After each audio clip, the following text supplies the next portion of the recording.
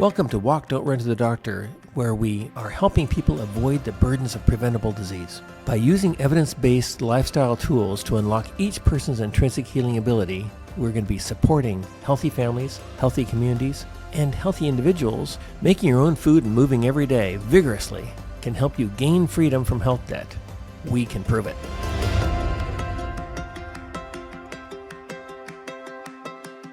Hello, thanks for listening to Walk, Don't Run to the Doctor. I'm Miles Hassell. I'm a physician at St. Vincent Hospital in Portland, Oregon, and we're going to be talking about constipation today. Constipation is a quality of life issue. It's a health issue, and it's a sort of this idea of taking control, which, some people just see that as part of the quality of life, but I think we're forgetting how helpless so many people feel in the healthcare system. And that's really what Walk, Don't Run to the Doctor is all about, is trying to help you unplug from the necessity of having to be part of Big Med and Big Pharma. Now, when you really want Big Med and Big Pharma, like next time I get lymphoma, no, I haven't had lymphoma. So if you ever really need Big Med and Big Pharma, then they're for you. And we need them sometimes. If I break a leg, if I get lymphoma, there's any number of reasons why Big Med and Big Pharma are your friend. But one place they're not your friend is in chronic illness that is best managed with lifestyle measures. So, what harm does constipation do? Might be a place to start. It is associated with more disease of the colon, and the ones in particular that we think about are diverticulitis, or which stems from diverticulosis. So diverticulitis is the inflammatory, perhaps infectious aspect of it. And that can be actually devastating, including requiring colectomies or removal of your colon. Hemorrhoids, and perhaps the need for hemorrhoid surgery, which is really pretty uncomfortable, I assure you. Constipation leads to people taking really weird chemicals that you're thinking, this doesn't pass the basic common sense sniff test. Some people really hate their constipation because of bloating. Others hate it because they're spending too much time in the bathroom. It's just simply a waste of time. And really interesting is all the different metabolic associations with constipation. One of them is that for people with type 2 diabetes, it appears to be associated with more complications of their diabetes and poorer blood sugar control. We're not sure why. And then there's the strong suspicion element that has never really been proven. For example, it appears that constipation is associated with more colon cancer. Is that a rock-solid association? No. Is it probable? Yes. There's this concept of whole body toxic load due to what we call enterohepatic recirculation, where chemical elements that the body is trying to get rid of, they've been processed in the liver and gallbladder, for example, or just not absorbed because the body's smart enough not to absorb them. And they're floating around the colon and sitting there for, instead of just hours, days in somebody with constipation. And they actually get reabsorbed into the body. And so these kind of drag the metabolism down, it would appear. And they can actually alter fundamental levels of, for example, certain hormones. So you want a colon that's going to do its job of processing the food components that are fed into it that have been processed higher up the GI tract, and take away the compounds that are supposed to be taken away, and do so without any effort or concern on your part. You don't even have to think about a healthy colon. It just does its job. Well, you might want to think about it once or twice a day, but that's sort of obvious. So another thing to think about is the things that you do to reverse constipation are the same things that are associated with less cancer, less obesity, less type 2 diabetes, less heart disease, less stroke. This is a win-win. Less time in the bathroom, less disease overall, motivation for better health choices. And it's worth remembering that constipation can be an early warning sign of all kinds of things. And so make sure that if you have a new onset constipation, that you talk to your doctor about it. He can talk to you about whether this is relating to something that is really important, like an obstruction or an electrolyte deficiency. Perhaps it's due to a medicine that you're on that's causing problems. Is it there's some systemic illness? Is it a chronic medication side effect where the nerves from the colon have been damaged? Any number of possibilities. So don't assume that constipation is a minor problem, because in the occasional case, it's not a minor problem. And so check that out.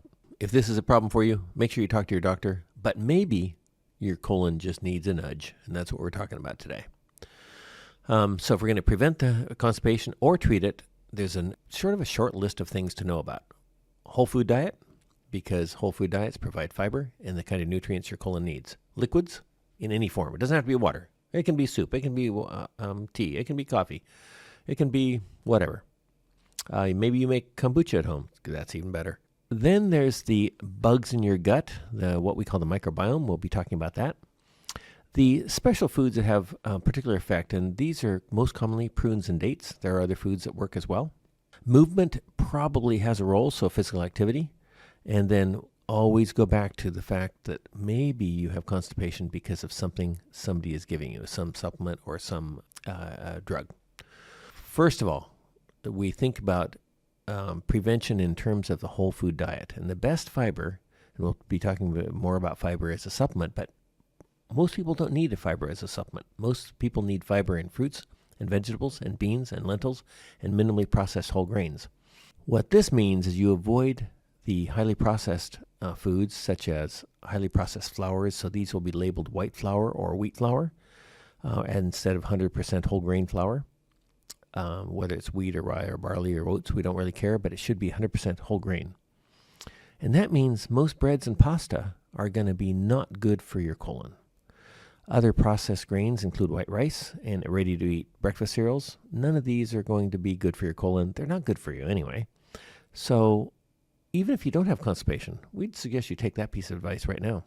And if you need help in making these decisions, we have a book, Good Food, Great Medicine, that's in its 4th edition now, written by my sister Mia and me. And that book lays out all the ways you can improve your diet with whole foods, enjoy food, not have to spend all your time in the kitchen, and all the ways that will help every major disease process. How's that?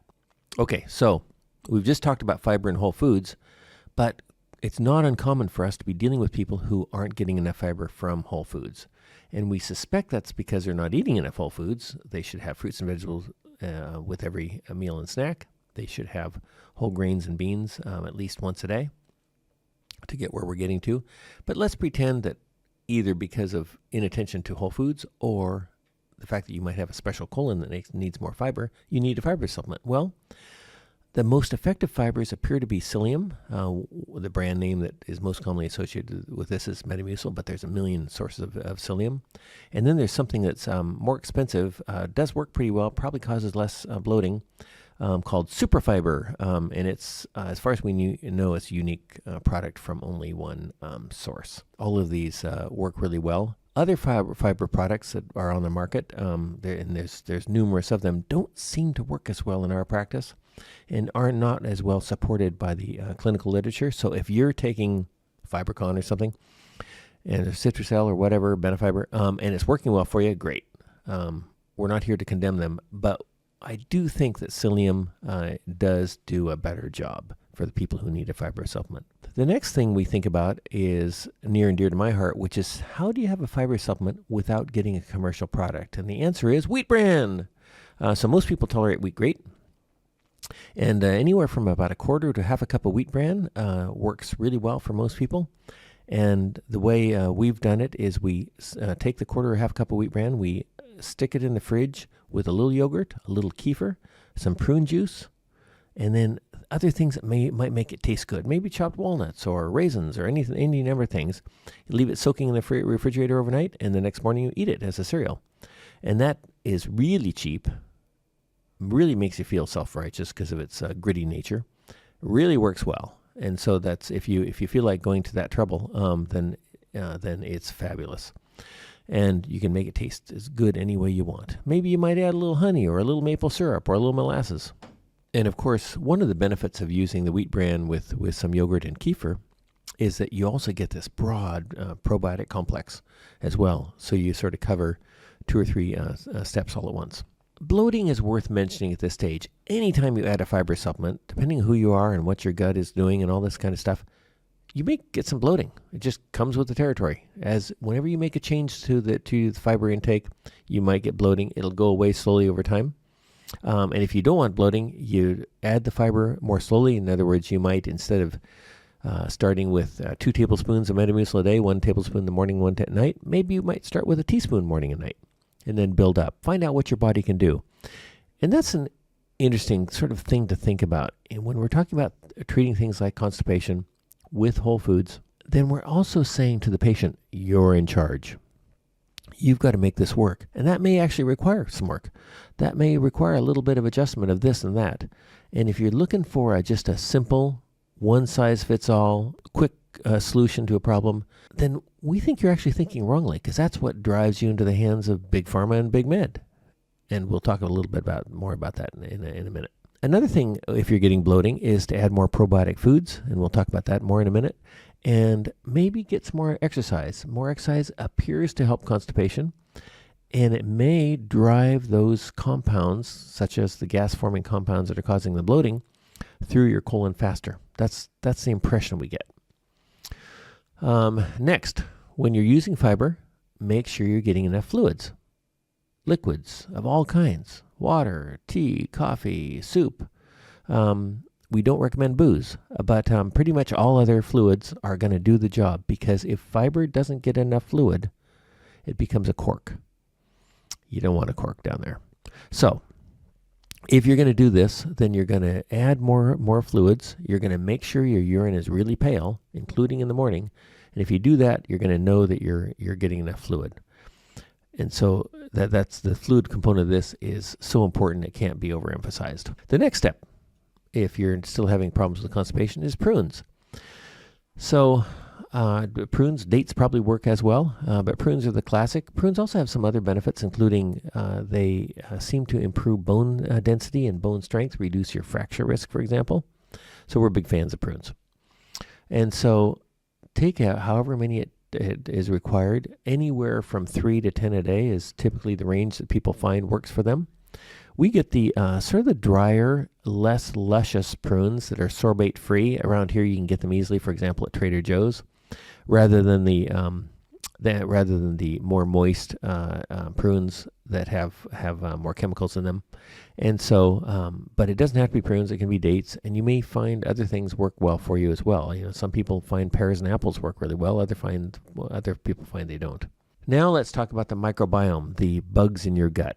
The bugs in your gut have a really critical role to play in your overall health, for detoxification, for immunity, for cholesterol management, for adjustment of inflammatory factors far from the gut, in chemicals that are floating around your system, whether they be good or bad, brain health, obesity. So having a healthy population of bugs in your intestinal tract, what we call the microbiome, is really important. And it also appears to help with constipation. So, in addition to your fluids and your fibers and your whole food diet, and probably some prunes, then add something else. We already mentioned yogurt and kefir in relation to what you're going to soak your wheat bran in if you take that approach. Fresh sauerkraut works really well. Any freshly fermented food, raw cheeses, if you're into that kind of thing. And there's also apple cider vinegar, about a tablespoon per day, such as in a salad dressing or even diluted in water, does seem to improve the gut microbiome, and the mechanisms are a little fuzzy. It also lowers blood sugar. So don't dismiss apple cider vinegar and making your own salad dressings as a step in this way of building a healthy gut.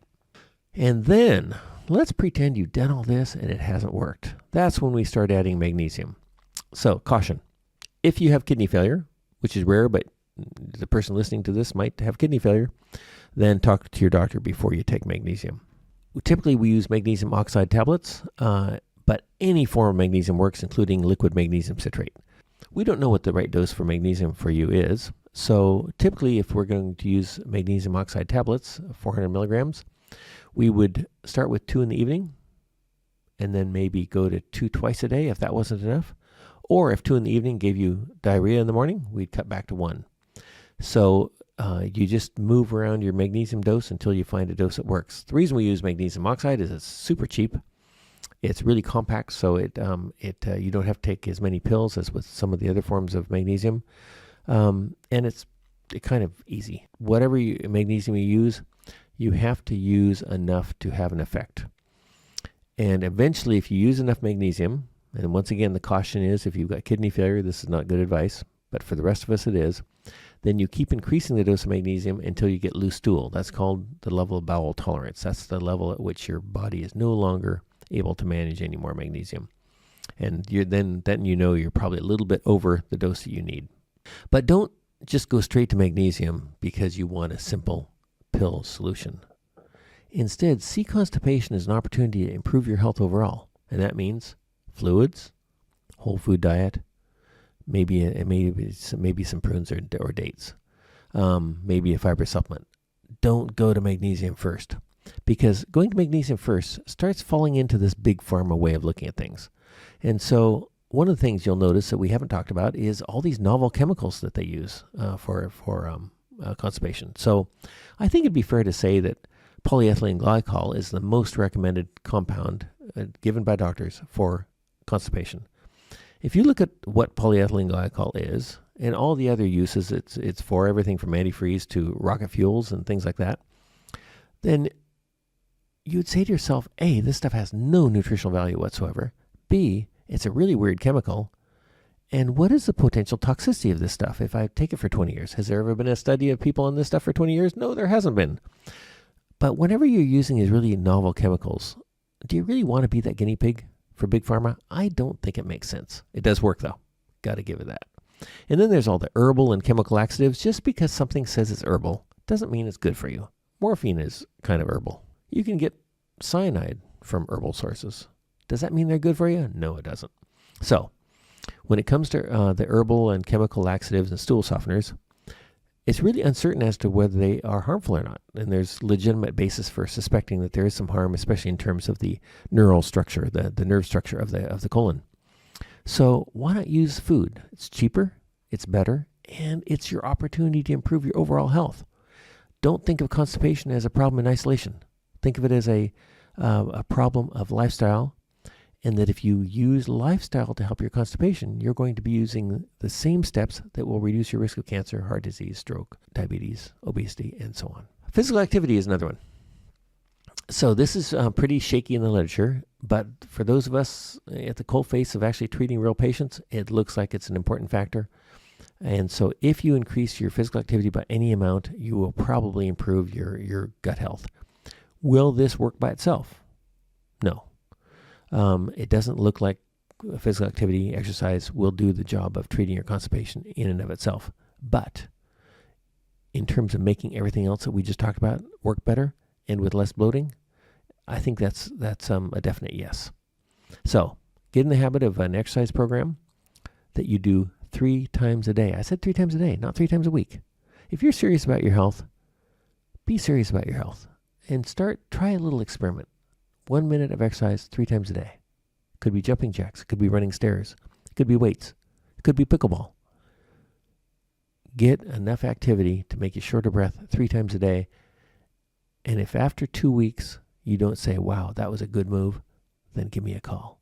All the information about how to contact me is on our website. So what do you do when you're traveling? Many people find constipation is only a problem when they're traveling. And we think that's because all of your normal food habits go out the window. It's really hard to get food on the road that is as good as you'd feed yourself at home without putting some effort into it. So first of all, realize that all healthcare for yourself takes effort. So just quit whining about that part. And say to yourself on the road, how am I going to arrange to have a fruit or vegetable with every meal and snack? How am I going to find some whole grains or maybe a bean salad somewhere to get that extra fiber? Maybe I'll bring some psyllium or something or wheat bran with me and eat it on the road. That's an excellent approach. And something else that works really, really well is to take dried prunes with you. Dried prunes, maybe some raw nuts. And what we do is in our family is we have pretty much prunes and raw nuts with us all the time anyway, because it's a really convenient snack that you can always have with you, and allows you to avoid maybe that waiting donut that's lurking in the shadows, waiting to seize your appetite. So we're going to wrap this up with a little summary. First of all, take constipation seriously. See it as sort of the canary in the coal mine of your health. That is a marker that choices you're making are not appropriate for the way your body is constructed. God's given you a really good colon. Take care of it. So, just in summary, some bullet points. Fluids of all kinds. Have pale urine. Fiber. Fiber in whole foods primarily. Don't go to a fiber supplement if you don't need to. So fruits, vegetables, beans, and whole grains. If you need a fiber, psyllium and superfiber probably are the best. Psyllium's a lot cheaper. Wheat bran is by far the cheapest if you're prepared to go to a little bit of extra trouble to prepare it. And if you're going to use a fiber supplement, use enough. Typically, we have to get our patients up to about 2 tablespoons of psyllium powder a day to have great results. Now, that's 2 tablespoons, I said, not 2 teaspoons. So often when we say 2 tablespoons, people find that unbelievable and they have teaspoons instead. The advantage of superfiber primarily is it probably causes less bloating. Prunes and dates, 5 or 10 a day is often the amount that is needed. Maybe you might get by with 2 or 3. Feed your microbiome. Whole foods cooked at home, kefir, yogurt, fresh sauerkraut, apple cider vinegar, homemade kombucha. There's any number of options you've got. Maybe you are near an Asian restaurant that makes their own kimchi. That's great stuff too. And then, when needed, after checking with your doctor, consider using magnesium. We start with magnesium oxide tablets, typically 2 with 400 milligram tablets, 2 with the evening meal.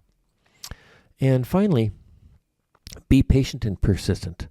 Most people with chronic constipation have found that it's developed over years and may take weeks to resolve. If you're having a constipation from narcotics, which is another common source, let's say you're a cancer patient or you've had some painful surgery and you're taking narcotics, then that may be the cause of the constipation. And start with fiber. Be aggressive with constipation with all the principles we've already talked about, or the solutions we've already talked about, and get on top of it as early as possible. And if you know somebody who's going to be taking narcotics, encourage them to start a fiber supplement early. It's still the best solution for narcotic-related constipation. So thanks for listening. This is Walk, Don't Run to the Doctor with Miles Hassell. And there's more information on our website, including a handy-dandy paper on all this that says what I just said. Thank you.